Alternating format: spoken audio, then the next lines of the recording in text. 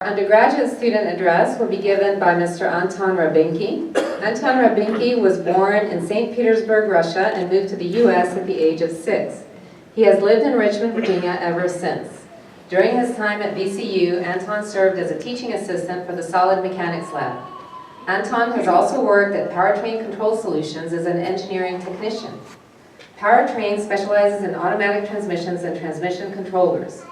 After graduation, Anton will continue working at Powertrain as a full engineer. When asked why he chose to study engineering, he says that he loves all things mechanical and he knew that the work he was doing at the time would not bring him the happiness a career in engineering would. Anton.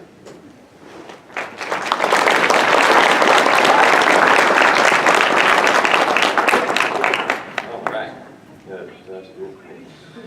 Thank you, Dr. Pulvis. First, congratulations to all my fellow graduates of the class of 2016. My name is Anton RABINKY, and I'm just as surprised as you are that I'm up here. I am grateful for the opportunity to stand before you this evening. Some of you know me, and I've had the pleasure of working with a lot of you in some way, shape, or another. We all have a story that brings us to this room, and every single one is more inspiring and motivating than the next. But I have a microphone, so I'm going to tell you mine. I took a slightly different path than some of you. I moved to the U.S. when I was 6, along with my family, mom, dad, 2 sets of grandparents, who are mostly engineers, actually. I graduated high school in 2007, which was 10 years ago, and was accepted to a couple of engineering programs. VCU not being one of them, but I did apply. But in the end, it all worked out. I decided on West Virginia University, and started taking base engineering courses like calculus for the first time in my life, which was not the last. I thought to myself, calculus, can there be anything more challenging than calculus 1? Probably not. So I took my newfound freedom in a newfound college and proceeded to do everything they tell you not to do to succeed. After a year of work and having a good time, I came home to Richmond. You could say that I learned a lesson. There comes a time in everyone's life that you realize that some struggles are necessary and must be overcome. Knowing this, and knowing that I needed a degree, I turned to J. Sergeant Reynolds to try again. While taking lower level classes in my first semester, I took an engines class. I had so much fun and excelled in work and loved the hands-on experience, I decided to take that course of action. Fast forward, and while working at Goodyear, I finally finished the auto tech degree. And I also learned something very brutal when you hit the job market. Nobody in the automotive service industry cares about an automotive degree.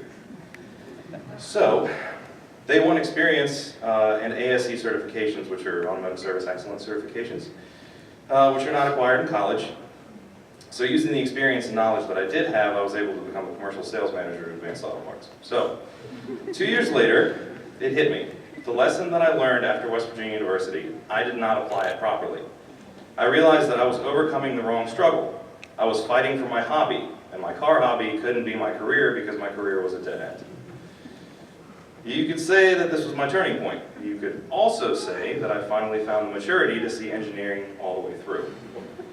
From here, I went back to J-Sarge, passed Calc 1, and in 2 years, received an associate's degree in mechanical engineering. On a side note, I finally picked up the diploma from the auto tech degree, so I walked home with 2 that day. I finally applied to VCU again, 7 years after my first attempt, and went straight into the engineering school. Miss Rivers was actually the first person that I ever spoke to, and she hasn't gotten rid of me since. 2.5 years later brings us to this day, this hour, this room. You know, I can honestly say I've learned a lot more than I thought I would when I was walking out of high school 10 years ago. Throughout my attempts at college and adulthood, I learned that the world out there isn't all one-page essays on feelings and butterflies. Your achievements are judged, heavily. Nobody is waiting outside that door to hold your hand through life. The good news? I believe that after the effort that we put into getting this degree, the time we spent toiling over work and studying, the obstacles we had to jump over or crawl under, each and every one of us can look at the world and say, I'm ready. I can. And most importantly, I will. I want to thank the most important support group I have. They have supported me regardless of whatever life threw at me and never gave up on me. My family, mom and dad, my wonderful grandparents, which I'm sure my mom is translating to right now. My aunt and uncle, And I want to thank the members of faculty for guiding us all along this road through VCU. Personally, I want to thank Dr. Parton for being the car guy that I've always wanted to meet, the mentor that always looked out for his students, and the great senior design advisor. And to my classmates, I'll always remember the hazy nods at 1 a.m. in the lab and the hair-pulling collaboration the week before projects were due.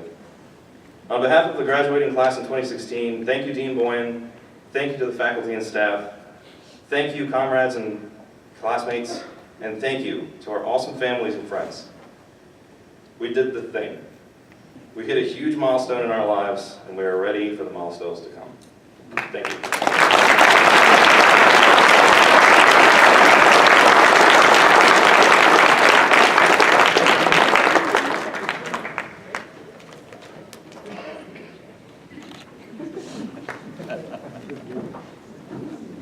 Thank you, Anton.